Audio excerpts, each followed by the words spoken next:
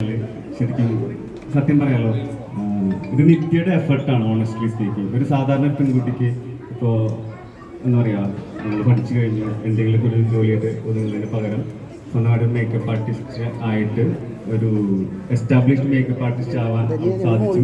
അവളുടെ ഒറ്റ എഫർട്ട് കൊണ്ടുള്ള ഒരു സ്ഥാപനമാണ് ശരിക്കും ഇത്. അപ്പോൾ നിത്യത്തിലും പറയാനുള്ളത്, ഈ ഒരു പ്ലാറ്റ്ഫോം നമുക്ക് ഇനി ഇതുപോലും ഒരുപാട് പേരെ ഉയർത്തിക്കൊണ്ടുപോകാനുള്ള ഒരു സംഭവമായിട്ടാണ് ഞങ്ങളിങ്ങനെ കാണുന്നത്. ഇനിയുള്ള ദിവസങ്ങളിൽ 100% ഞങ്ങൾക്ക് ഉറപ്പുണ്ട്.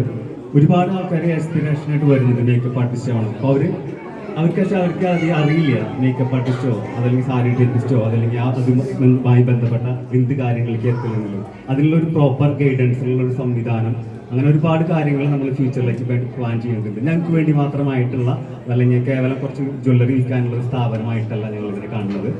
ഇനി വരും തലമുറയ്ക്ക് വേണ്ടിയിട്ട് എന്താ പറയുക, കൃത്യമായിട്ട് പലരും വിളിച്ച് ചോദിക്കാറുണ്ട്, എങ്ങനെയാണ് ഞങ്ങൾക്കൊരു റീച്ച് കിട്ടുക, അല്ല എങ്ങനെയാണ് ഒരു എസ്റ്റാബ്ലിഷ്ഡ് ആയിട്ട് മേക്കപ്പ് ആർട്ടിസ്റ്റായിട്ട് മാറാൻ പറ്റുക.